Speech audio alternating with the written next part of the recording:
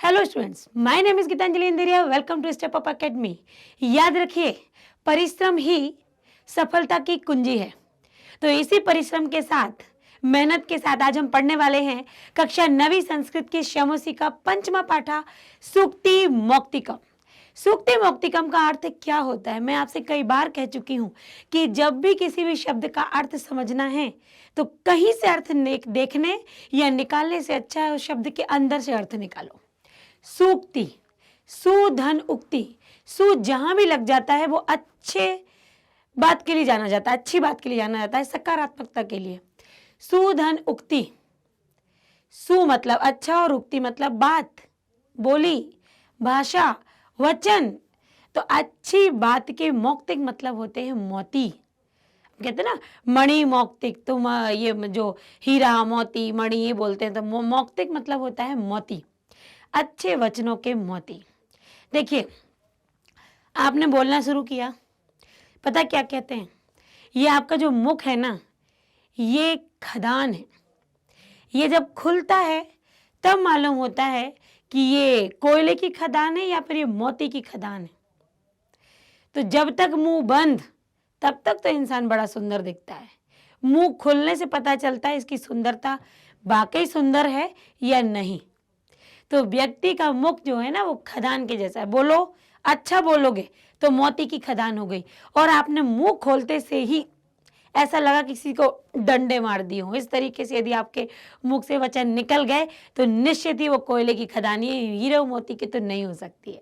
तो यहाँ पर सूक्ति मौक्तिकम, यहाँ जिस खदान की बात की जा रही है वो अच्छे वचनों की खदान है, अच्छे वचनों के मोती। देखिए, जब भी हम संस्कृत पढ़ते हैं, हम हिंदी पढ़ते हैं, तो आप देखिएगा ऐसे किसी विषय में आपको मौलिक सिद्धांत या ये नैतिक मूल्य की बातें नहीं बताई जाएंगी जितना आपको संस्कृत और हिंदी में बताई जाती है। क्योंकि ये विषय केवल आपको किताबी ज्ञान नहीं देना चाहता, ये विषय आपको बाहरी ज्ञान भी देना चाहता है। ये विषय आपको बताना चाहता है कि इसके साथ साथ जो लौकिक व्यवहार में जो चीज़ें आने वाली हैं, जो बातें आने वाली हैं, उन बातों से आप, उन समस्याओं से आप कैसे डील करोगे, ये आपको यदि कोई सिखाता है तो ये आपको भाषा ही सिखाती है, चाहे वो संस्कृत हो और चाहे वो हिंदी हो। तो संस्कृत में आपने देखा होगा कि पाठों के बीच में, या तो किताब के शुरुआत में या किताब के मध्य में, कुछ सुभाषितानी, कुछ सूक्ति मौक्तिकम जैसे शब्द होते हैं, जैसे श्लोक होते हैं जो हमें अच्छी बातें सिखा देते हैं। वहीं आप हिंदी में देखो, कहीं रहीम के दोहे, कहीं सूर के दोहे, कहीं सूरदास के पद, उनमें इतनी अच्छी अच्छी बातें होती। कबीर के दोहों में इतनी अच्छी बातें होती जो हमें सांसारिक वातावरण सिखाती है, भौगोलिक वातावरण, जो सांसारिक वातावरण, लौकिक वातावरण जो हम जिसमें हमें रहना है, उसमें लोगों से कैसे डील करनी है, समस्याओं से कैसे निपटना है, ये सब वहाँ सिखाया जाता है हमारे हिंदी और संस्कृत में। बाकी आप साइंस में तो बहुत सारे प्रैक्टिकल देखते हैं, आप सोशल में आप पूरी हिस्ट्री देखते हैं, लेकिन समाज में कैसे उठना चलना, इसके लिए शायद आपके पाठ्यक्रम में हिंदी और संस्कृत शामिल की गई है कि ये दो विषय आपको सिखाएंगे कि किन रूल्स के में बंध कर हमें काम करना है, हमारा मैनर्स, हमारे उठने, चलने, फिरने, बोलने का तरीका क्या होना चाहिए, ये सिखाती है हमारी ये भाषाएं। तो इसी के साथ पढ़ते हैं कि ये सूक्ति मौक्तिकम में क्या सिखाया गया है हमको। ध्यान से सुनिएगा। देखिए, श्लोक है, उसका अन्वय है, उससे संबंधित यहाँ पर आपको प्रश्न आएंगे। तो आपको आसानी क्या होगी कि जब आप श्लोक पढ़ेंगे, उससे संबंधित प्रश्न आएंगे, तो श्लोक के साथ साथ आपके अभ्यास के प्रश्न भी समाप्त हो जाएंगे, मतलब आपको याद हो जाएंगे। तो देखिए यहाँ पर, वृत्तम यत्नेन संरक्षेत वित्तम मेति चा याति चा अक्षीणो वित्तता क्षीणो वृत्तस्तु हतो हता।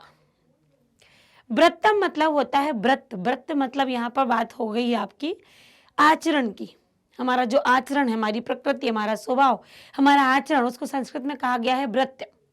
तो व्रतम यत्नेन संरक्षत वित्तम एति च याति च। यहाँ व्रतम मतलब आचरण को, यत्न मतलब प्रयत्न करना, करने से, संरक्षित मतलब संरक्षण करना, मतलब किसी अपने आचरण को यदि सुरक्षित रखना है तो उसके लिए क्या करो, प्रयत्न करो।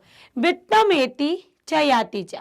जो वित्त है, वित्त मतलब धन, पैसा, अर्थ, संपत्ति, जो वित्त है वो तो आता और जाता रहता है, किंतु जो आचरण है अक्षीणो वित्तता, यदि वित्त खर्च हुआ, यदि धन खर्च हुआ तो अक्षीणो, कोई कुछ भी छीण नहीं हुआ है। पैसा यदि खर्च हो गया कोई नहीं, हम और कमा लेंगे। क्षीणो व्रतस्तु हतो हता, किंतु यदि आपका व्रत, आपका आचरण, आपका व्यवहार, आपका चरित्र यदि क्षीण हो गया, नष्ट हो गया, तो उसमें व्यक्ति भी कैसा हो जाता है? नष्ट ही हो जाता है, हतो हता। एक वाक्य कहे जाते हैं, एक थॉट है, हिंदी में ही है, संस्कृत में भी उसे किया जा सकता है कि यदि व्यक्ति का स्वास्थ्य, ये धन जाता है तो व्यक्ति का कुछ नहीं गया, यदि स्वास्थ्य गया तो थोड़ा कुछ गया, किंतु यदि व्यक्ति का चरित्र गया तो सब कुछ गया। उस समय धन और आपका स्वास्थ्य दोनों कोई मायने नहीं रखते। यदि आपका आचरण चला जाता है तो धन गया, कुछ नहीं गया, स्वास्थ्य गया, थोड़ा कुछ गया, हमारा नुकसान हुआ। किंतु यदि व्यक्ति का चरित्र चला जाता है, उसका कैरेक्टर पर यदि बात आ जाती है और वो यदि उसमें दाग लग जाता है, तो समझो व्यक्ति का सब कुछ नष्ट हो जाता है। आप कितने भी रईस रहो, कितने भी अमीर हो जाओ, लेकिन यदि आपका चरित्र अच्छा नहीं है तो लोग आपको नहीं पूछेंगे। आपका स्वास्थ्य यदि गिर जाता है, स्वास्थ्य में यदि आप बीमार हो गए, चलो मदद कर देते, पर वो व्यक्ति ना ऐसी स्वभाव का, स्वभाव अच्छा नहीं है उसका, इसलिए तो उसका दिल ही नहीं करता कि उसकी मदद की जाए। तो स्वास्थ्य जाता है तो व्यक्ति का थोड़ा जाता है कुछ, लेकिन वहीं यदि चरित्र उसका बुरा हो तो लोग उस अस्वस्थ व्यक्ति के पास बैठने से भी कतरा देते हैं, कतरा जाते हैं, नहीं बैठना, उसका स्वभाव अच्छा नहीं है, वो अच्छे से बात नहीं करता है, वो अच्छे से बात करने के अलावा उसका कैरेक्टर ही बुरा है।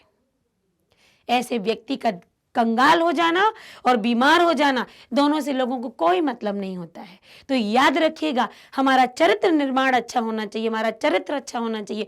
यदि चरित्र अच्छा है और वो निर्धन भी है, कोई मतलब नहीं। व्यक्ति का चरित्र जो है वो चरित्र अच्छा होना चाहिए, फिर उसका गरीब होना कोई भी मायने नहीं रखता है।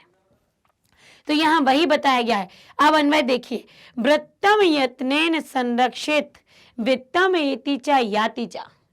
यहाँ पर वृत्तम अपने आचरण को प्रत्न से संरक्षित, मतलब अपने आचरण को संरक्षित करने के लिए, सुरक्षित करने के लिए प्रयत्न करो, प्रयत्न के द्वारा अपने आचरण को सुरक्षित करो। वित्तम एति याति चा, धन तो एति आता है और जाता है।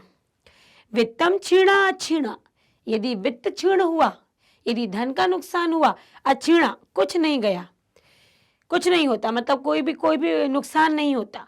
व्रतम क्षीणा तू हतो हता, किंतु यदि व्रत चला गया, आपका आचरण चला गया, तो व्यक्ति तो विनाश की जैसा हो जाता है, उसका नाश ही निश्चित है, हतो हता। अब यहाँ पर आप समझ गए होंगे। अब देखते हैं एक पदेन में उत्तर। वित्तता क्षीणा की दृशा भवती, जो वित्त है, धन के क्षीण होने पर की दशा क्या होता है। यदि धन चला जाता है तो क्या होता है, वो नुकसान कैसा हो जाता है, अनुकसान हो जाता है, अक्षीणो, कुछ भी नहीं गया। एक वाक्य अनुत्तराणी है यहाँ पर, यत्नेन किम रक्षेत वित्तम वृत्तम वा, प्रयत्न करने से रक्षित, मतलब प्रयत्न से क्या रक्ष होता है, वित्त या व्रत। किसमें प्रयत्न करना चाहिए आपको, धन का संग्रह करने में या अपना चरित्र का संग्रह करने में, अपना चरित्र निर्माण करने में या फिर वित्त धन निर्माण करने में। तो देखिए जरा, यत्नेन वृत्तम रक्षित, प्रयत्न करो किसके लिए, अपने कैरेक्टर को सुधारने के लिए या उसको सुरक्षित रखने के लिए। कोई भी आपके चरित्र पर उंगली ना उठा पाए।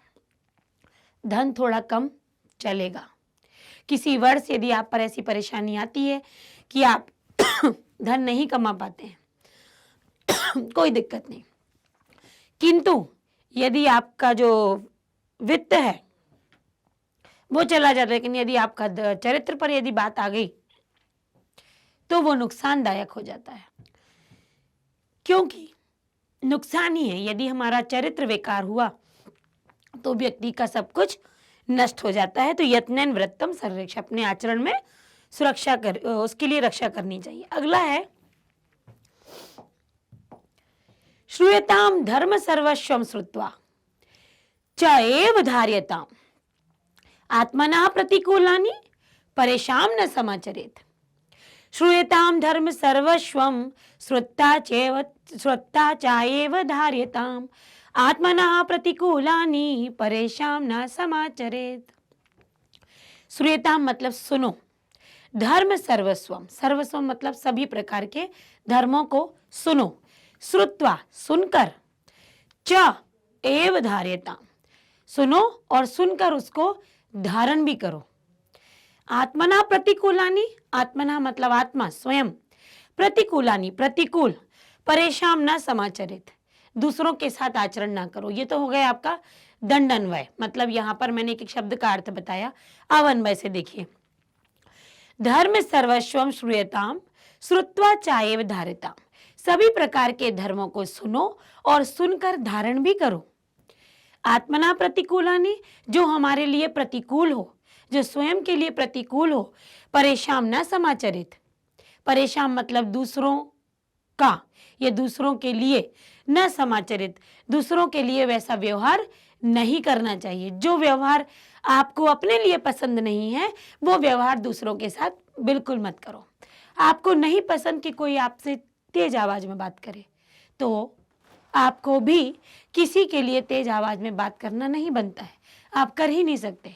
आपको नहीं पसंद कि कोई आपके बनाए नियम तोड़ दे, तो ये आपका भी कर्तव्य बनता है कि आप भी किसी के बनाए नियम ना तोड़ें, क्योंकि वो आपको पसंद नहीं तो वो दूसरे को पसंद कैसे हो सकता है।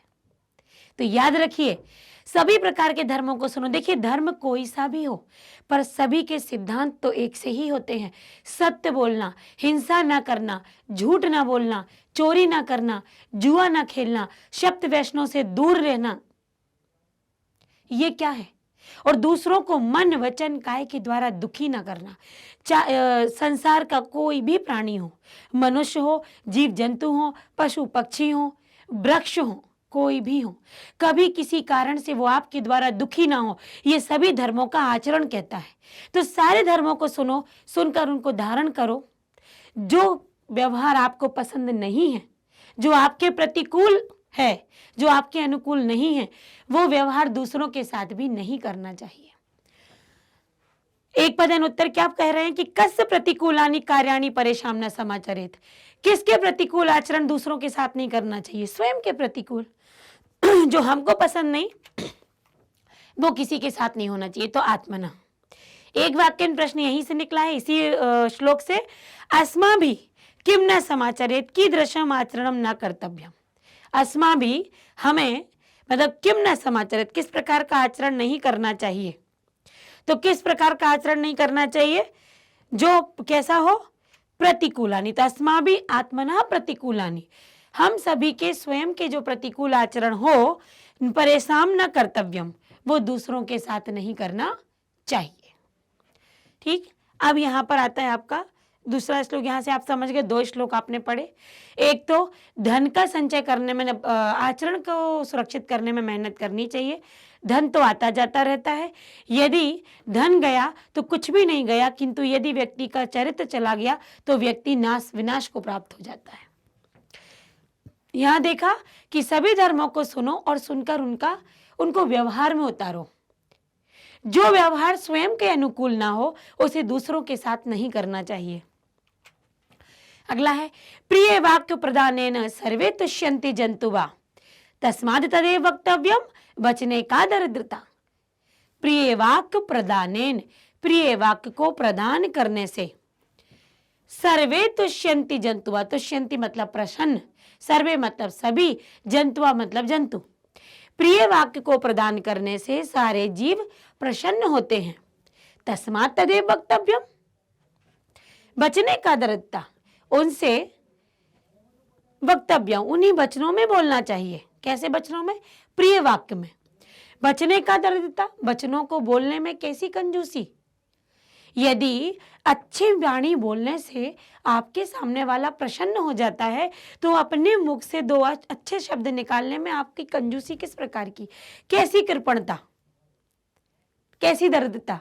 मतलब हमेशा अच्छे वचन बोलने चाहिए जो लोगों को प्रसन्न कर दें। तो प्रिय वाक्य बोलने से सभी जीव प्रसन्न होते हैं, तो प्रिय वाक्य बोलना चाहिए। उन वचनों को बोलने में कैसी कंजूसी। अन्वय देखिए, और ये चाणक्य ने बोला है, देखिए, सर्वे जंतवा प्रिय वाक्य प्रदान तुष्यंती, सभी जंतु प्रिय वाक्य मिलने से, प्रदान करने से संतुष्ट होते हैं, प्रसन्न होते हैं। तस्मात् तदेव वक्तव्यम, उनसे उन्हीं वचनों को बोलना चाहिए, उन्हीं वचनों में बात करनी चाहिए। वचने दरिद्रता का, वचनों में कंजूसी कैसी? आप देखिए एक पद है, कुत्र दरिद्रता न भवेत, कुत्र दरिद्रता न भवेत, तो कहां पर दरिद्रता नहीं होनी चाहिए? वचने, वचन में दरिद्रता या कंजूसी नहीं होनी चाहिए। एक वाक्य के उत्तर में देखिए, जंतवा कैन तुष्यंती, जंतु किससे प्रसन्न होते हैं? केन आया है, तो केन से संबंधित हम देख सकते हैं प्रिय वाक्य प्रदानेन, प्रिय वाक्य को प्रदान करने से जीव कैसे होते हैं? संतुष्ट हो जाते हैं, प्रसन्न हो जाते हैं। तो हमें प्रिय वाक्य बोलना चाहिए। अगला है, पिबन्ति नद्या स्वमेव नंभा, स्वमेव न खादन्ति फलानि वृक्षा, पिबन्ति नद्या स्वमेव नंभा, स्वयं न खादन्ति फलानि वृक्षा, नादन्ति सस्यम खलु वारिवाहा, परोपकाराय सताम विभूत्या। पिबन्ति मतलब पीती हैं या पीते हैं, नद्या या नदी की बात है तो पीती हैं, पीती है नदी, स्वमेव न अंभा, यहाँ पर हम शब्द को तोड़ देंगे तो यहाँ न आ जाएगा और अंभा आ जाएगा। अंभा मतलब होता है जल, या जल का एक और पर्यायवाची बताया गया है अंभ। तो नदियां स्वयं जल नहीं पीती हैं, स्वयं न खादन्ति फलानि वृक्षा, स्वयं नहीं खाते हैं फलों को वृक्ष। अन्वय करेंगे तो वृक्षा स्वयं न फलानि खादन्ति, वृक्ष स्वयं फल नहीं खाते हैं। नादन्ति सस्यम खलु वारिवाह, यहाँ पर नादन्ति सस्य मतलब होता है फसल, वारिवाह यहाँ बादलों के लिए बोला गया है कि बादल, वारी जो वारी मतलब जल, जल को जो वहन करते हैं वो होते हैं बादल। तो बादल अपनी फसल को स्वयं नहीं खाते हैं। अब यहाँ पर आपके दिमाग में ये बात उठ रही होगी कि बादल फसल कैसे, बादलों की फसल क्यों हुई? देखिए, बारिश के मौसम में जो वर्षा हो जाती है वो आने वाली अगले मौसमों की जो फसलें होती हैं उनके लिए पर्याप्त होती है। तो जो बारिश का पानी होता है उससे हर मौसम की फसल उगती है। तो वो यही कह रहे हैं कि बादल अपनी उगाई, अपने द्वारा जो फसल तैयार की गई है, मतलब उस बारिश के पानी से जो फसल बनी है, उस फसल को वो कभी नहीं खाते हैं। परोपकाराय सताम विभूतिया, वैसे ही जो परोपकार है, सज्जन व्यक्ति हैं, वो विभूतिया, वो अपनी जो उनकी जो विभूति, उनकी जो प्रसिद्धि, उनकी जो संपत्ति, मतलब वो कैसी होती है? परोपकार के लिए होती है। उनकी जो विभूतियाँ, उनके पास जो संपत्ति है वो किसके लिए है? परोपकार के लिए। यहाँ पर विभूतियाँ संपत्ति के लिए आया है। नदियों की संपत्ति क्या है? पानी। फल के वृक्ष की संपत्ति है फल। जो बादल हैं उन्होंने क्या पैदा किया? उन्होंने पानी बरसा के आखिर क्या उन्होंने अच्छी चीज अर्जित की? तो फसल। वैसे ही परोपकार के लिए ही सज्जनों की संपत्ति होती है। इन सभी को, चाहे वो नदी हो, वृक्ष हो और वारिवाह मतलब बादल हो, ये किसकी श्रेणी में कहा गया है? ये सज्जनों की श्रेणी में आते हैं। जैसे नदी अपना जल नहीं पीती, वृक्ष अपना फल नहीं खाते, बादल अपनी फसल नहीं खाते, ठीक वैसे ही सज्जन पुरुष भी परोपकार के लिए ही उनकी संपत्ति होती है, स्वयं के अर्जन के लिए या स्वयं के इस्तेमाल के लिए नहीं। अन्वय देखते हैं, ये सुभाषित रत्न भंडार गारम से लिया गया है। नद्या स्वयं एव अंबा ना पिबन्ति, नदी स्वयं अपना जल नहीं पीती है। वृक्षा स्वयं फलानी न खादन्ति, वृक्ष स्वयं अपना फल नहीं खाते हैं। वारिवाह खलु सस्यम नादन्ति, जो बादल होते हैं वो अपनी फसल को स्वयं नहीं लेते हैं। सताम विभूतिया परोपकार है, ठीक वैसे ही जो सज्जन पुरुष होते हैं उनकी संपत्ति भी कैसी होती है? परोपकार है, परोपकार के लिए ही होती है, स्वयं के लिए नहीं। अब यहाँ पर देखिए क्या पूछा गया है, एक पदेन उत्तर है कि वृक्षा स्वयं न कानी न खादन्ति, वृक्ष स्वयं किसको नहीं खाते हैं? तो वृक्ष की जहाँ बात आती है वहाँ पर आपको पता है कि उसका उत्तर फलानी ही होगा कि वृक्ष क्या नहीं खाते हैं, तो वृक्ष फल नहीं खाते हैं। ये वो श्लोक है जो हम हर बार पढ़ते हैं, हम कक्षा 6वीं से ये पढ़ते चले आ रहे हैं। परोपकार में यदि किसी का नाम लिया जाता है तो वृक्ष का तो पहले नंबर पर आता है कि वो अपने फल नहीं खाता। नदियों का भी आता है कि वो अपना पानी नहीं पीती है। यदि धैर्य में किसी की बात की जाती है तो धैर्यता के लिए धरती की बात आती है कि उसके अंदर धैर्य है। तो ये परोपकार की सारी बातें हैं जो आपने संस्कृत में भी पढ़ी हैं, और कक्षा 6वीं से हम ये श्लोक तो बहुत ही आसान है, बस कुछ नया इसमें ये जोड़ दिया गया है। अगला श्लोक देखते हैं। गुणेश्वेव ही कर्तव्या प्रज्ञा पुरुषै सदा गुणयुक्तो दरिद्रतोऽपि न ऐश्वर्यै गुणैः समः। गुणस्वेव ही कर्तव्या प्रज्ञा पुरुषै सदा गुणयुक्तो दरिद्रतोऽपि न ईश्वरैः गुणैः समः। ये वृक्ष कटिकम से लिया गया है, वृक्ष कटिकम का है ये। गुणस्येव ही कर्तव्या प्रत्न पुरुषै सदा, जो पुरुष होते हैं ये प्रयत्न करते हैं हमेशा किसके लिए? गुणस्य वे, गुणों के लिए ही, गुण प्राप्त करने के लिए ही पुरुष क्या करते हैं? अपने प्रयत्न को हमेशा जो होते हैं वो प्रयत्न करते, कोशिश करते हैं। सज्जन पुरुष या पुरुष व्यक्ति को कोशिश करनी चाहिए कि वो गुणों के लिए प्रयत्न करे। देखिए कहते हैं ये कि गुणों को प्राप्त करना बहुत मुश्किल होता है, जबकि दुर्गुण बड़ी ही आसानी से हमारे अंदर आ जाते हैं। आप किसी मित्र के पास जाइए, ऐसा मित्र या ऐसे व्यक्ति के पास जाइए जिसके पास कई व्यसन हो, बुरी आदतें हो। दो बच्चे बैठे हुए हैं, दो बच्चे न लो, दो व्यक्ति बैठे हुए हैं और एक उसमें सिगरेट पी रहा है, दूसरा नहीं पीता है, वो बैठा हुआ है, उसे किसी बात की टेंशन है। वो दोनों मित्र हैं, वो बता रहा है यार आज ऐसा हो गया, बड़ी आज हमारे ऑफिस में ये होगा, ये बात हो गई है, अब तो समझ में नहीं आ रहा कैसे किया जाए काम, इतना नुकसान हो गया मेरा। तो वो कहता है एक काम करो, तुम्हें टेंशन है ना, मैं टेंशन में तो एक शिप लगा लेता हूँ, ले लो तुम भी। अच्छा, सिगरेट पीने से टेंशन दूर हो जाती है। हाँ, थोड़ी देर थोड़ा मनोरंजन हो जाता है, तुम भी पी के देखो, मजा आएगा। और जो बैठा हुआ है ना वो नहीं पीता था, लेकिन उसके कहने पर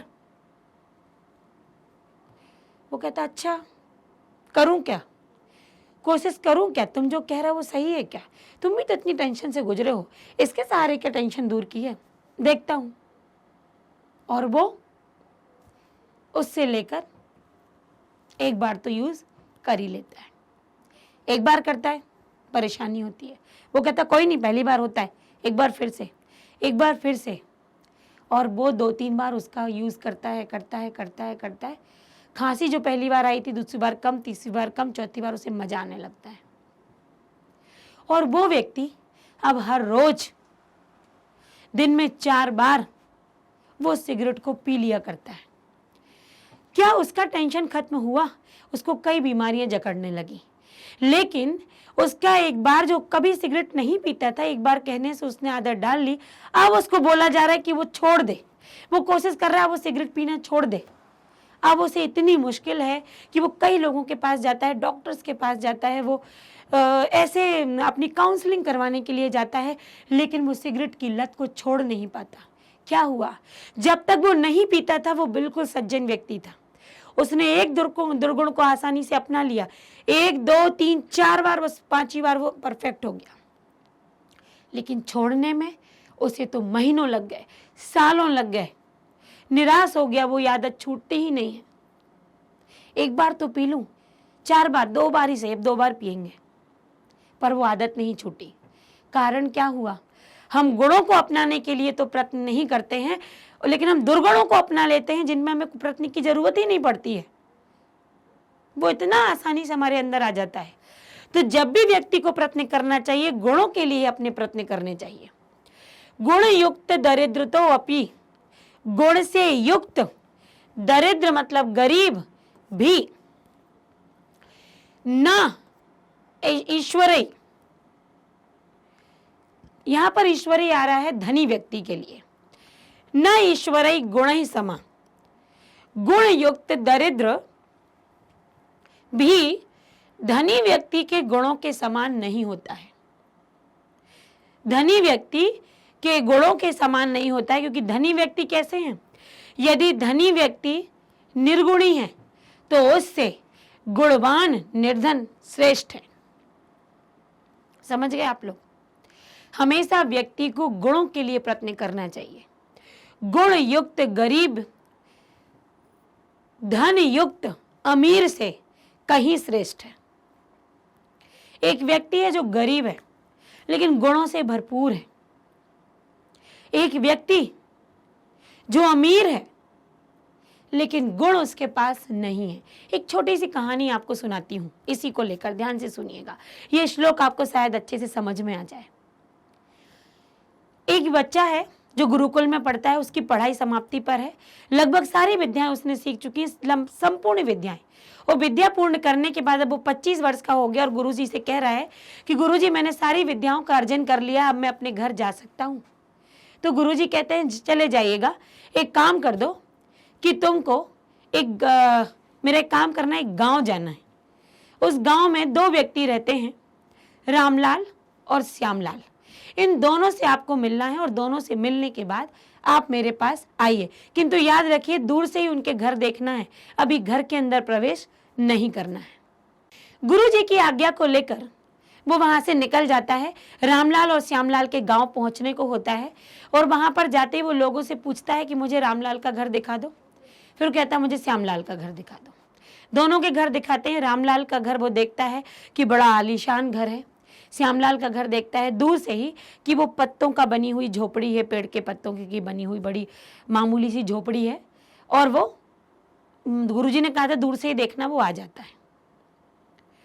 ठीक है, अब उसको क्या होता है वो, मैं एक थोड़ी सी यहाँ पर बात आपको बताना भूली, जहाँ पर आपको सही समझना है कि गुरुजी कहते हैं रामलाल श्यामलाल के घर जाओ पर अंदर नहीं जाना। एक बार फिर से लेना, वो रामलाल श्यामलाल के घर जाता है लेकिन घर एकदम एग्जैक्ट उसे पता नहीं है। तो वो जैसे ही जाता है तो वो लोगों से पूछता है कि क्यों भाई रामलाल का घर आपने देखा, मुझे रामलाल का घर बताइए कहाँ पर है। लोग उससे कहते हैं यार क्या है, किसका नाम ले लिया ये तुमने सुबह सुबह, रामलाल का घर पूछने आ गए, मुझे नहीं पता रामलाल का घर क्या, चल जाओ इधर से। दूसरे के पास जाता है, भाई रामलाल का घर बता दो। तो वो व्यक्ति कुछ काम कर रहा होता है और वो अपना सामान उठाते वहां से चला जाता है। थोड़ा और आगे जाता है तो कुएं से औरतें पानी भर रही होती है। औरतों से पूछता है, औरतें अपनी वो जल्दी जल्दी भर के और मुंह बना के ऐसे करके वो चली जाती है। वो कहता है यार भाई बात क्या है। एक से फिर पूछता है, वो कहता है भाई ये तुमने इतने लोगों से पूछ लिया, मैं दूर से देख रहा था, एक काम करता हूँ मैं दूर से घर बताऊंगा, जाऊंगा नहीं उसके घर। बोले ठीक है दूर से ही बता देना। उसने बता दिया, बड़ा आलीशान घर था। फिर जाता है किसी से कहता है श्यामलाल का घर बताइए कहाँ पर है। अच्छा आपको श्यामलाल के घर जाना है, आइए। तो सबसे पहले वो व्यक्ति उस व्यक्ति को अपने घर ले जाता है।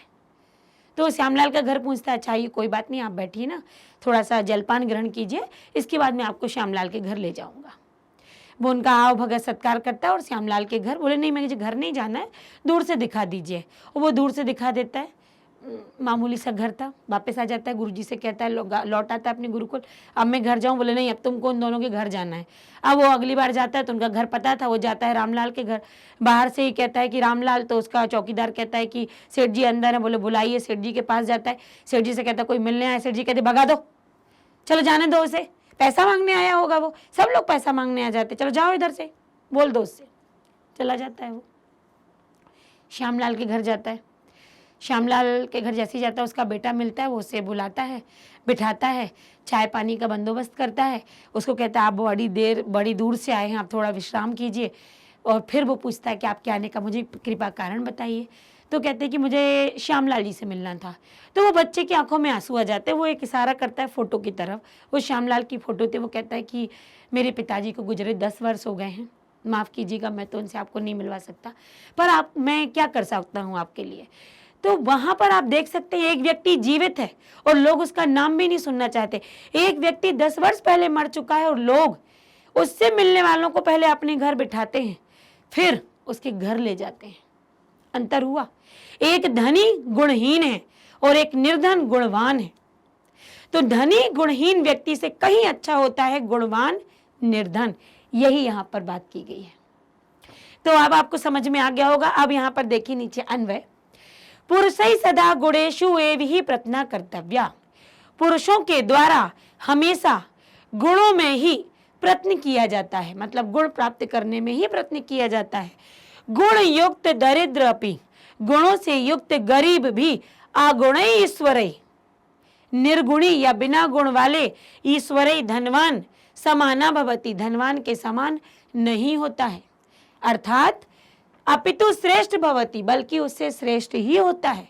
तो पुरुष के द्वारा गुणों को प्राप्त करने के लिए प्रयत्न करना चाहिए। गुणों से युक्त गरीब निर्गुणी धनवान से अति श्रेष्ठ होता है। तो हमें क्या धनवान बनने की इच्छा नहीं करनी है, हमें गुणवान बनने का प्रयत्न करना है। यदि आप गुणवान हो जाते हैं तो विश्वास मानिए धन अपने आप ही आ जाता है, या लोगों के सम्मान धन से कहीं श्रेष्ठ हो जाते हैं। आगे देखिए कि इससे संबंधित कोई भी प्रश्न नहीं था, पर जो श्लोक था वो बहुत अच्छा था। आगे देखिए, आरंभ गुर्वी शयणो क्रमेण लग्भी पुरा बुद्धिमति च पश्चात, दिनस्य पूर्वार्ध परार्ध भिन्ना छायेव मैत्री खल सज्जनानाम। आरंभ गुर्वी, दिन के आरंभ होने पर, क्षयणो यहाँ पर क्रमेण, जो हमारी छाया है, मतलब गुर्वी यहाँ पर दिन के प्रारंभ में, गुर्वी छाया जो है क्षयणो क्रमेण, क्रम से क्या होती है, क्षय हो जाती है। लघवी छोटी हो जाती है। पुरा वृद्धिमति च पश्चात, और वृद्धिमति च पश्चात, और बाद में क्या होती है, पहले से बाद में वृद्धिमति मतलब बढ़ती जाती है। हम सुबह देखते हैं कि हमारी छाया क्या होती है, आरंभ में छोटी होती है, लेकिन दिन के बाद हम देखते हैं कि वही छाया क्या होती जाती है, बढ़ती जाती है। सुबह हम उठे, हमारी छाया धीरे धीरे धीरे धीरे कम होती जाएगी। हम सुबह उठे, हम सूर्य के सामने गए, हमारी छाया थोड़ी बड़ी थी, लेकिन जैसे ही दिन बढ़ता गया और हमारी छाया कैसी होती गई, छोटी होती गई, और हमारे सिर पर सूर्य आया और हमारी छाया गायब हो गई। परछाई उसके बाद क्या होती, हमारी छाया ही, परछाई दिन के पूर्वार्ध में बढ़ती बढ़ती बढ़ती बढ़ती बहुत बड़ी हो जाती है। तो इसकी तुलना किससे की गई है, देखिए जरा, दिनस्य पूर्वार्ध परार्ध भिन्ना, दिन का जो पूर्वार्ध होता है, मतलब दिन के पहले का समय होता है, वो दिन के बाद वाले समय से भिन्न होता है। छाया एव मैत्री खल सज्जना नाम, जो परछाई है, छाया है, वो मित्रता और दुष्ट दो, मतलब मित्रता किसकी, दुष्ट और सज्जनों के समान होती है। ये इस तरीके से समझ में नहीं आएगा, अन्वय करते हैं। या फिर मैं आपको एक बात बताती हूँ, अभी पहले अन्वय हम बाद में रहने देते हैं। आप सोचिए कि आपकी जो छाया पड़ रही है सुबह, वो क्या हो जाएगी, धीरे धीरे धीरे धीरे बढ़ेगी नहीं, घट जाएगी। पहले थोड़ी बड़ी थी सुबह, कम कम कम कम, गायब। शाम होने को आई, दिन ढलने को आया, 12 बजे के बाद छाया जो है, छाया हमारी निकलना शुरू हो गई, इतनी इतनी इतनी इतनी इतनी, और 5-6 बजे तक सूर्यास्त होता है ना, तब तक हमारी छाया, जब हम सूर्य के ऐसे खड़े होते तो अपोजिट में हमारी छाया जो बनती है वो बहुत लंबी बनती है, बड़ी बनती है।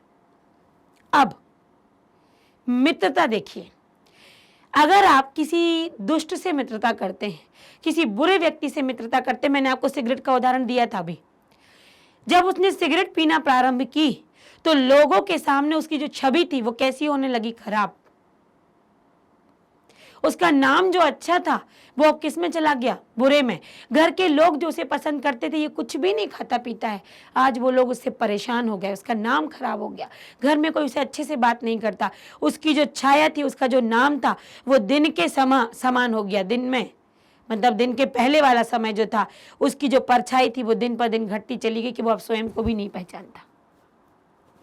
वहीं यदि उसने अच्छे से मित्रता की होगी थी अच्छे व्यक्ति से, तो यदि मान लो वही अच्छे व्यक्ति की संगति में चला गया, तो उसका नाम जो खत्म था, आज उसने सिगरेट छोड़ी 1 दिन 2 दिन 4 दिन 8 दिन, धीरे धीरे महीने भर, उसकी जो परछाई थी वो बढ़ने लगी, मतलब नाम बढ़ने लगा अच्छाई की तरफ, थोड़ा और बढ़ा, थोड़ा और बढ़ा। जब उसने पूरी तरीके से छोड़ दिया, सब कुछ खाना पीना, कोई व्यसन उसके अंदर नहीं है, उसकी परछाई बड़ी हो गई, मतलब उसका नाम जो था वो फैल गया। तो सज्जनों की जो मित्रता है वो दिन के पहले वाली परछाई के समान है, जो लगातार घटती जाती है। और जो मतलब ये दुर्जनों की जो मित्रता है वो दिन के पहले वाली परछाई के समान है, जो दिन पर दिन घटती जाती है। किंतु सज्जनों की जो मित्रता है वो दिन के बाद वाली छाया के समान है, जो लगातार बढ़ती जाती है। आया समझ में आपको? आप देखिए, अन्वय अब आपको क्लियर हो जाएगा। खल मतलब दुष्ट, सज्जना नाम मतलब सज्जनों की, दुष्टों की और सज्जनों की मित्रता दिनस्य पूर्वार्ध परार्ध भिन्ना, दिन के पहले और दिन के बाद में भिन्नता के समान होती है, भिन्न भिन्न छाया के समान होती है। कैसे? आरंभ गुरवी, प्रारंभ में तो छाया क्रम से क्षयणो क्या होती है? घटती जाती है। पुरा लघवी, और बाद में वही छोटी छाया, लघवी मतलब छोटी छाया। पश्चात वृद्धिमती, बाद में वही छोटी छाया कैसी बढ़ती? वृद्धि को प्राप्त हो जाती है। तो सज्जनों की जो मित्रता है और दुष्टों की जो मित्रता है वो दिन के पहले और दिन के बाद की छाया के समान है। दिन के पहले वाली छाया दुष्टों के समान हमारा नाम क्रमशः खराब कर देती है, और दिन के बाद वाली छाया सज्जनों की मित्रता के समान है, जिसकी मित्रता करने से हमारा नाम दिन पर दिन आगे बढ़ता जाता है, अच्छाई की तरफ पहुंच जाता है। एक पदन उत्तर यहां पर है, का पुरा लग भी भवती, क्या पहले से छोटी होती जाती है। क्या होती जाती है? छाया पहले से छोटी हो रही थी, पहले वाली जो छोटी छाया है। सज्जना नाम मैत्री की दृषि भवती, सज्जनों की मित्रता किस प्रकार की होती है? पूर्वार्ध की परार्थ, तो सज्जनों की मित्रता ये परार्ध, सज्जना नाम मैत्रो दिनस्य परार्ध भिन्ना, सज्जनों की जो मित्रता है वो दिन के बाद वाले समय के समान भिन्न होती है, क्योंकि वो बढ़ती जाती है। आया समझ में? दिन के पहले दुष्ट वाली मित्रता और दिन के बाद सज्जनों की मित्रता। छाया से आप समझेंगे, आपको समझ में आ जाएगा। अगला श्लोक देखिए, यत्रापि कुत्रापि गता भवेयु हंसा महिमंडल मंडलाए हानियस्तु तेषां ही सरोवराणाम एषां मरालय सब प्रयोगा। यत्रापि कुत्रापि गता भवेयु हंसा मंडल मंडनाए हानियस्तु तेषां हि सरोवराणाम एषां मरालय सब प्रयोगा। ये भागनी विलासा से लिया गया है। यत्र मतलब जहां, अपि मतलब भी, ये यत्र ये अपि जहां भी, कुत्र और अपि कहीं भी, गता भवेयु, गता मतलब जाते हैं, भवेयु मतलब हो, कहीं भी जाते हो, जहां कहीं भी जाते हो। कौन? हंस। हंस महिमंडल मंडलाए, यहाँ पर महिमंडल मंडनाए मतलब बोला गया है धरती की शोभा बढ़ाने हेतु, धरती की शोभा बढ़ाने हेतु हंस जहां कहीं भी जाते हैं। हानि अस्तु, हानि मतलब हानि, नुकसान, तू तो, तेसाम उनका, ही सरोवराणाम नुकसान तो उन्हीं सरोवरों का होता है, एसाम जिनके या जिनको या जिनसे, मरालय हंसों के या जिनका हंसों के साथ, ये हंस का पर्यायवाची है, हंसों के साथ विप्रयोगा बिछो हो जाता है। देखिए हंस कितने सुंदर लगते, एकदम सफेद। इनको कहीं पर भी पृथ्वी पर रख दिया जाए, कहीं पर भी इनको ले जाया जाए, किसी भी तालाब में ले जाया जाए इनको, वो हमेशा क्या करेंगे? उस धरती की सुंदरता ही बढ़ाएंगे। लेकिन नुकसान किसका हो जाएगा? जिस तालाब से इनको उठा कर ले गए थे वो तालाब तो अपनी सुंदरता खो देगा। नुकसान किसका हो जाएगा? उस तालाब का नुकसान हो जाएगा जिस तालाब से उन हंसों का बिछो हो गया, उन हंसों को वहां से अलग कर दिया। तो देखिए, हंसा यत्रपि महिमंडल मंडनाय गता भवेयु, हंस जहां भी पृथ्वी की शोभा बढ़ाने के लिए जाते हैं। हानि तो तेसाम सरोवराणाम, हानि तो केवल उन्हीं सरोवरों की होती है, तालाबों की, जहां से या जिस सरोवर के मरालय, जिस सरोवर को हंसों के साथ से कैसा कर दिया गया है? बिछो को प्राप्त हो गए हैं, जिनको वहां से अलग कर दिया जाता है, तो उन सरोवरों की सुंदरता समाप्त हो जाती है, नुकसान उन सरोवरों का हो जाता है। तो यहाँ पर हम कह सकते हैं कि सज्जनों को हम कहीं पर भी ले जाएं, वो हमेशा शोभा बढ़ाते हैं, लेकिन जिस स्थान से सज्जन चले जाते हैं नुकसान उस स्थान का हो जाता है। सज्जनों की संगति हम किसी भी रूप में कराएं, कहीं पर भी हम सज्जनों को ले जाएं, वो हमेशा अपनी सूक्तियों से, हमेशा अपने सुभाषित से लोगों का अच्छा ही चाहेंगे, उनकी उन्नति ही करेंगे। लेकिन जिस स्थान से वो सज्जन व्यक्ति चले जाते हैं, नुकसान तो उस स्थान पर रहने वाले लोगों का हो जाता है, वहाँ से उस सुंदरता वहाँ की हट जाती है। तो यहाँ पर हंस सज्जनों की प्रकृति में आ गए, सज्जनों के स्वभाव में लिए गए हैं। तो आपको समझ में आ गया होगा कि हंस पृथ्वी की शोभा जहाँ कहीं भी जाकर बढ़ाते हैं, किंतु नुकसान तो उन्हीं सरोवरों का होता है जिन सरोवरों से उनको अलग किया जाता है। सरोवराणाम हानि कदा भवति, बताइए कब हानि होती है सरोवरों की? जब वहां से हंसों को ले जाया जाता है। एक वाक्य का उत्तर है सरोवराणाम हानि तेसाम मरालय सब प्रयोगा भवति, कि सरोवरों की हानि तो उनके हंसों के दूर होने से हो जाती है। जब उनके हंस उनके सरोवर से दूर कर दिए जाते हैं तब उनका क्या हो जाता है? हानि हो जाती है। अगला है, उसमें एक ही आपका एक पद आ रहा था उस श्लोक के अंतर्गत, ये हितोपदेश से लिया गया है। गुणा गुणेगेषु गुणा भवन्ति ते निर्गुणं प्राप्त भवन्ति दोषा, आस्वाद्यतोया प्रवन्ति नद्या समुद्र मासाद भवन्त पेया। गुणा गुणेगेषु गुणा भवन्ति ते निर्गुणं प्राप्त भवन्ति दोषा, आस्वाद्यतोया प्रवन्ति नद्या समुद्र मासाद भवन्त पेया। गुणा गुणेगेषु, जो गुण होते हैं वो गुणगेषु गुणवानों में होते हैं। ते, वे गुण, ते किसके लिए आ गया? उन गुणों के लिए। वे गुण निर्गुणम, जब निर्गुणी को प्राप्त हो जाते, प्राप्त मतलब प्राप्त होना, भवन्ति दोषा, वे कैसे हो जाते हैं? दोष बदल जाते हैं, वे दोष बन जाते हैं। गुण गुणवानों में पाए जाते हैं, किंतु जब वे निर्गुणी को प्राप्त हो जाते हैं तो वो कैसे बदल जाते हैं? दोषों में परिवर्तित हो जाते हैं। जैसे एक गुणवान व्यक्ति है, वो एक मतलब एक व्यक्ति है जो सारे लोग उसे पसंद करते हैं, सब लोग उसका काम भी कर देते हैं, वो लोगों का काम भी कर देता है, बड़ा मीठा बोलता है। एक व्यक्ति सोचता रहता है यार ऑफिस में इसका काम हर व्यक्ति कर देता है, सब इसके साथ बैठना पसंद करते हैं, सब इसको सुनना पसंद करते हैं, ऐसा क्या है इसमें? मैं भी ऐसे करके देखता हूँ। तो लोग मतलब लोग उसका काम भी कर देते, उसका काम भी हो जाता है।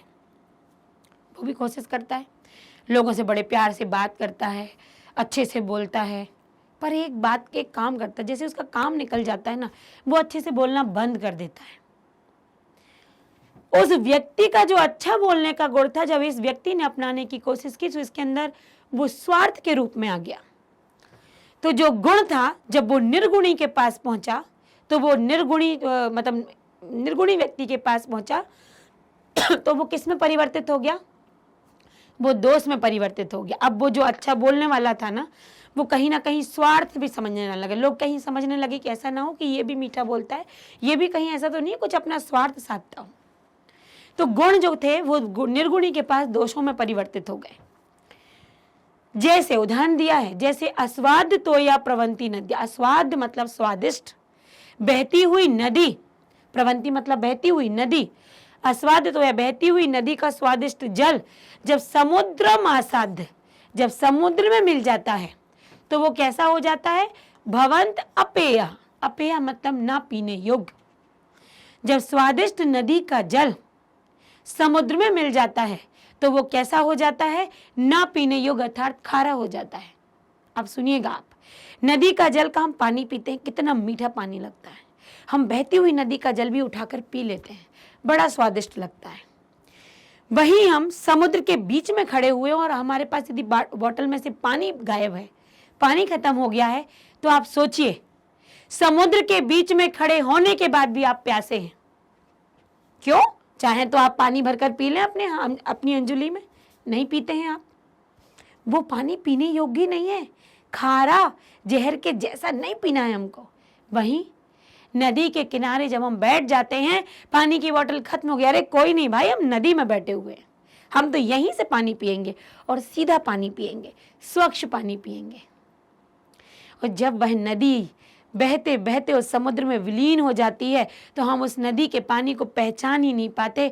वो पानी भी अब पीने योग्य नहीं हो जाता, वो पानी भी पीने योग्य नहीं रहता, वो कैसा हो जाता है? खारा हो जाता है।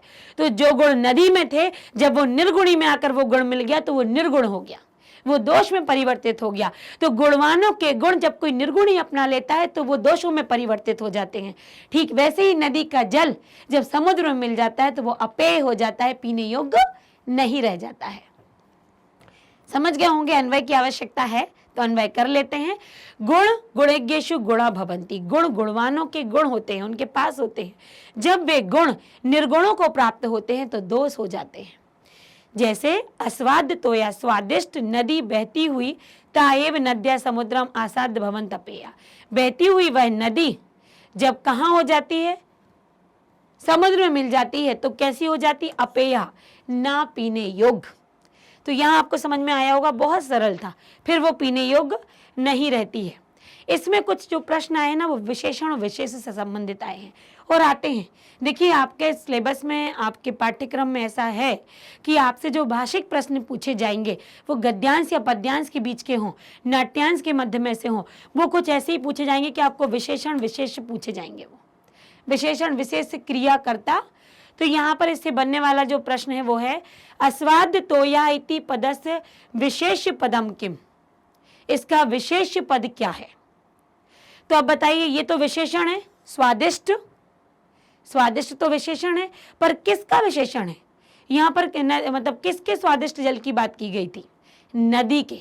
तो यहाँ पर जो विशेष, देखिए विशेषण क्या होता है, जो विशेषता बताता है, और विशेष क्या होता है, जिसकी विशेषता बताई जाती है। स्वादिष्ट नदी का जल, तो यहाँ पर विशेषण हो गया स्वादिष्ट और विशेष हो गया नदी का जल या नदी।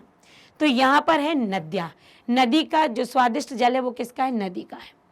गुण युक्त इति पदस्य विशेष पदम किम, गुण से युक्त, गुण युक्त, ये गुण युक्त किसका विशेष है, यहाँ पर विशेष पद क्या है, गुणयुक्त कौन, दरिद्र, क्योंकि जो अमीर था वो तो निर्गुणी बोला गया था। तो गुणों से युक्त किसकी तुलना की गई है, गुणों से युक्त तुलना की गई है दरिद्र की, कि गुणवान दरिद्र निर्गुणी धनी से कहीं बेहतर है। तो यहाँ पर जो आपका विशेषण और विशेष से प्रश्न। अगला प्रश्न है भिन्न प्रकृति पदम चित्वा लिखत, प्रकृति भिन्न स्वभाव वाले जो पद हैं उनको चुनकर लिखना है। इसमें आपको 4 पद होंगे और चारों पदों में से कोई एक ऐसा पद होगा जो बिल्कुल अलग होगा। देखते हैं, वक्तव्यम, कर्तव्यम, सर्वस्वम, हंतव्यम, कौन सा होगा। पहले तो पीछे वाले देखते हैं, वक्तव्यम, तव्यम, तव्यम, इसमें तो तव्यम है ही नहीं, स्वम है, और हंतव्यम। तो ये पहचानने का तरीका हो गया, ये अलग है। दूसरा तबियत प्रत्यय, तबियत प्रत्यय, यहाँ कोई प्रत्यय नहीं है, तबियत प्रत्यय, तबियत प्रत्यय मैंने आपको प्रत्यय का वीडियो बनाया हुआ है, आपने उसमें देखा होगा कि तबियत प्रत्यय की पहचान तब्या, तब्यम और तब्या से होती है। तो यहाँ पर सर्वस्वम जो है वो भिन्न शब्द है, देखिएगा। अगला है यत्नेन, वचने, प्रिय वाक्य प्रदानेन, मरालेन। एक तो हिंदी करके देखते हैं, यत्न के द्वारा, प्रिय वाक्य प्रदान करने से, और मरालेन से या मरालेन के द्वारा। और वचने मतलब वचन में। एक तो अर्थ हो गया, उसमें समझ में आ गया आपको। एन, यहाँ तो एक ही मात्रा बस है, यहाँ एन, यहाँ एन, मतलब क्या अलग दिख रहा है, अर्थ में, शब्द में, सब में वचने अलग दिख रहा है। और इसको हम समझते हैं यदि और हम व्याकरण की भाषा में, तो एन एन एन तृतीय विभक्ति का प्रयोग है, लेकिन वचने में सप्तमी विभक्ति का प्रयोग है। तो यहाँ पर देखिए वचने अलग होगा। कुछ तरीके होते हैं, जब हम कहीं पर हमें प्रत्यय देखना है तो कहीं पर हमें विभक्ति देखनी है, ये हमें देखना होता है, तब जाके हम इसका क्या करते हैं। आगे आइए, श्रूयताम, अवधार्यताम, धन्वताम, क्षम्यताम, 4 दिए हैं। श्रूयताम भी है, ताम है, ताम है, ताम है। पर एक और बात, ये ताम तो लगे हैं, पर ये याद करिए ताम हम कहाँ लगाते हैं, धातु रूप में। तो ताम जहाँ लगा होगा उसके पहले धातु होनी चाहिए। श्रु धातु है, यहां पर धार्य धातु है, धन क्या धातु है, संज्ञा है, क्षमा धातु है। अब आप बताइए क्या सबसे अलग है। बिल्कुल सही, धनवताम अलग है, क्योंकि धन यहाँ पर क्या, अब जैसे आप कैसे समझेंगे, ताम ताम बहुत आपको पहचाना सा लगेगा, तुरंत में नहीं समझ पाएंगे, मैं बता रही हूँ, क्योंकि हमको रटना नहीं है। कहीं तो देखा है, कहीं तो सुना है, ताम ताम ताम ताम तू ताम, अरे ये तो हमने धातु रूपों में देखा है। धातु रूप मतलब पहले अब धातु पहचाननी है। तो सब धातु हैं, केवल धन यहाँ पर संज्ञा है। तो यहाँ पर क्या हो गया, धन बताम अलग हो गया। जंतवः नद्यः विभूत्यः परितः। जंतवः, जंतु जंतु जंतवः, है ना। साधु साधु साधवा बहुवचन, नदी नद्यौ नद्यः बहुवचन, विभूति विभूत्या विभूत्या बहुवचन। ये क्या है? दूसरा, बहुत सारे जंतु, बहुत सारी नदियां और संपत्ति। पर यहां परिता का सीधा अर्थ होता है चारों ओर। अर्थ समझ में आया हमें? चारों ओर, ये तो वैसे भी सबसे अलग है। देखिए परिता। तो जब भी आपको ये भिन्न प्रकृति वाले शब्द आएंगे, याद रखना आप 9th स्टैंडर्ड में हो, आप 3rd 6th 7th 8th के नहीं हो, 3rd में तो नहीं है, 6th 7th 8th के आप नहीं हो। वहां पर कैसे पूछ लेते हैं? वृक्षम, फलम, पत्रम, मित्रम। तो वहां बच्चा बता देता है कि वृक्ष, फल और ये पत्रम तो वृक्ष के अंग हैं, मित्र अलग है। उन्होंने कह दिया लेखनी, श्यामपट्टम, अध्यापिका और चस्का, उसने बता दिया चस्का अलग, ये तो हमारे पढ़ने से संबंधित और गिलास अलग है। लेकिन आपके लिए इतना आसान नहीं होगा। क्यों आसान नहीं होगा? क्योंकि आपको कहीं विभक्ति आ जाएगी, कहीं अर्थ समझना पड़ेगा, कहीं प्रत्यय समझना पड़ेगा, कहीं धातु देखनी पड़ेगी। आप 6 से बड़े हो चुके हैं, आपका स्टैंडर्ड बढ़ चुका है, तो समझने और समझाने का तरीका भी बड़ा होना चाहिए। अगला देखिए कौन सा अभ्यास है? प्रश्न निर्माण। यहाँ पर प्रश्न निर्माण करना है आपको। एक ही शब्द में यहाँ पर मैं आपको बताऊंगी। वृत्तता क्षीणः हता भवति। धन के क्षीण होने पर हता भवति, विनाश हो जाता है। सॉरी, वृत्त मतलब होता है आचरण। वृत्त के क्षीण होने पर विनाश हो जाता है। किसके क्षीण होने पर? कस्य। यहाँ पर वृत्त के स्थान पर कस आया है। कस्य क्षीणा हता भवति। धर्म सर्वस्वम श्रुत्वा अवधार्यता। धर्म को सुनकर उसे क्या करो? धारण करो। तो यहाँ पर कम, किसको सुनकर धारण करे? तो धर्म सर्वस्वम, तो कम यहाँ पर आपका पुल्लिंग से लिया गया है ये कम। अगला है वृक्षा फलम ना खादंती। वृक्ष के फल नहीं खाना चाहिए। किसके फल? मतलब वृक्ष फल नहीं खाता है। कौन फल नहीं खाता? कौन नहीं खाता है? तो वृक्षा के स्थान पर आ जाएगा के। वृक्षा बहुवचन का है तो कहा कऊ के, तो यहाँ पर कौन फल नहीं खाता है? तो वृक्ष फल नहीं खाते। अगला है खलाना मैत्री आरंभ गुर्वी भवती। जो दुष्ट होते हैं, दुष्टों की मित्रता कैसी होती है? आरंभ गुर्वी, मतलब जो छाया, जो शुरू में छाया होती है उसके समान। तो किसकी मित्रता? के शाम। यहाँ पर खला नाम में षष्ठी विभक्ति का प्रयोग है बहुवचन का, तो हमारा षष्ठी बहुवचन ही आएगा के शाम। अगला है देखिए लोट लकारे परिवर्तन। जब भी हम लकार परिवर्तन करते ध्यान रखिएगा, जब भी आपको आ जाए कि इस लकार में परिवर्तित करो, तो एक बात हमेशा याद रखना, लकार का परिवर्तन केवल आपका धातु से होगा। बाकी आगे का कुछ भी आपको बदलने की आवश्यकता नहीं है। जैसे मैंने कहा मैं जाती हूँ, तो किसी ने कहा काल बदल दो, मैंने कहा मैं जाऊंगी, मैं बदला क्या? शब्द नहीं बदला। उन्होंने कहा और काल बदलो, मैं जाती थी, और बदलो, मैं जाऊं, और बदलो, मुझे जाना चाहिए। तो मैं शब्द तो नहीं बदला, चाहिए था, चाहिए जाएंगी, जाऊंगी, जाती थी, ये बदल गया। तो आपका नदी का जल पीने योग्य होता है। नदी का जल पीने योग्य हो, क्या हो जाएगा? हो बदल जाएगा। तो पीछे के शब्द बदलेंगे, आप ध्यान दीजिएगा। देखना आप वाक्य में परिवर्तन में आपको लोट लकार में बदलना है। ध्यान, एक और बात ध्यान रखना, जिस लकार में परिवर्तन करना है तो जिसको करना है वो जिस वचन में होगा, जिस उसमें होगा, धातु में होगा, जिस वचन में होगा और जिस पुरुष में होगा, आपको परिवर्तन करने वाले लकार का भी उसी पुरुष और उसी लकार का प्रयोग करना पड़ेगा, उसी पुरुष का प्रयोग करना पड़ेगा। लकार तो वो आ जाएगा। ये संति किसमें है? लट लकार बहुवचन में। मतलब लोट लकार जब बदलेगा तो प्रथम पुरुष बहुवचन में ही बदला जाएगा। ये कैसे? देखो जरा, नद्या अस्वाद तोया संति। अब संति का लोट लकार लें तो लोट लकार क्या होता है? तू ताम अंतु। तो अस्ति, अस्तु, इस्ता, संतु। तो यहाँ पर देखिए लोट लकार में क्या आएगा? नद्या अस्वाद तोया संतु। पीछे का बदल गया, बस उसमें तू लगता है, संतु। सह सदैव प्रिय वाक्यम वदति। वदति तो ये तू आएगा, क्योंकि प्रथम पुरुष एक वचन का, तो लोट लकार में प्रथम पुरुष एक वचन तू आता है। कैसे? सहा सदैव प्रिय वाक्यम वदतु, वह हमेशा प्रिय वाक्य मतलब तुम हमेशा या वह हमेशा प्रिय वाक्य बोलो, तुम हमेशा प्रिय वाक्य बोलो या वह हमेशा प्रिय वाक्य बोले। तो यहाँ पर वदतु, वदती की जगह क्या आ जाएगा? वदतु, क्योंकि लोट लकार में प्रथम पुरुष एक वचन में क्या आता है? तू आता है। त्वम परेशान प्रतिकूलानि न समाचरसि, तुम परेशान प्रतिकूलानि न समाचरसि, तो तुम्हारा दूसरों के प्रति प्रतिकूल व्यवहार नहीं करना चाहिए तुम्हें, तो तुम प्रतिकूल व्यवहार दूसरों के साथ मत करो। लोट लकार तो मध्यम पुरुष के साथ आता है, तो लोट लकार मध्यम पुरुष में जहां पर सी लगा है, तो लोट लकार मध्यम पुरुष में क्या आता है? कोई सिर्फ धातु आती है, तो क्या हो जाएगा? तो हम परेशान प्रतिकूलानि न समाचर, तुम दूसरों के साथ प्रतिकूल व्यवहार नहीं करो। तो यहाँ पर हमने लोट लगाया। देखिए, जब हमारा इस प्रकार के प्रश्न होते हैं ना, जो बहुत कम जगह आए होते हैं, इनके चांस भी बहुत बढ़ जाते हैं पेपर में, क्योंकि ये कुछ नया है कि यहाँ पर आपको लकार परिवर्तन करना है।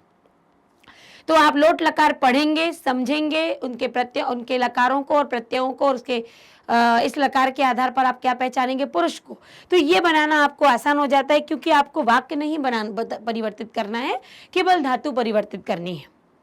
तो आपने ये देखा कि पूरा पाठ आपने पढ़ा, श्लोकों को समझा, अन्वय को समझा, और एक एक प्रश्न को हमने देखा। बहुत आसान था, पाठ भी सरल है यदि आपने समझ लिया है तो। और इन पाठों में से संबंधित यदि श्लोक का कहीं कोई ऐसा शब्द है जो समझ में नहीं आता है, तो बिल्कुल आप कमेंट बॉक्स में कमेंट करके हमसे पूछ सकते हैं। और आप तभी पूछेंगे जब आप मुझे सुन पा रहे हैं। तो मुझे सुनने के लिए आपको चैनल को लाइक, सब्सक्राइब और शेयर तो करना ही होगा, क्योंकि इसके करने से आपको मालूम है कि आप प्रतिदिन के वीडियो के साथ हमारे साथ जुड़े रहेंगे, या यूं कहें तो हर पाठ के साथ आप हमारे साथ जुड़ेंगे। और उसको जुड़ने के लिए आप मेरे पीछे देख सकते हैं कि हमारे चैनल की वेबसाइट है, जिस पर आप विजिट करेंगे सारे वीडियो आपको मिलेंगे। केवल इसी विषय से संबंधित नहीं, बल्कि सभी कक्षाओं के, सभी बोर्ड के यहाँ पर जो आपको शिक्षा दी जा रही है, सारे विषयों को यहाँ पर आपको हल कराया जा रहा है, समझाया जा रहा है। इसके अतिरिक्त भी जो ज्ञान वितरित किया जा रहा है, इनके हमारे जो प्रतियोगी परीक्षाएं जो होती हैं, उनके आधार पर भी यहाँ पर आपको ज्ञान का वितरण हो रहा है। उस ज्ञान को अर्जन करने के लिए, ज्ञान को प्राप्त करने के लिए आप हमारे साथ जुड़े रहिए। चैनल को लाइक, सब्सक्राइब और शेयर करना ना भूलिए।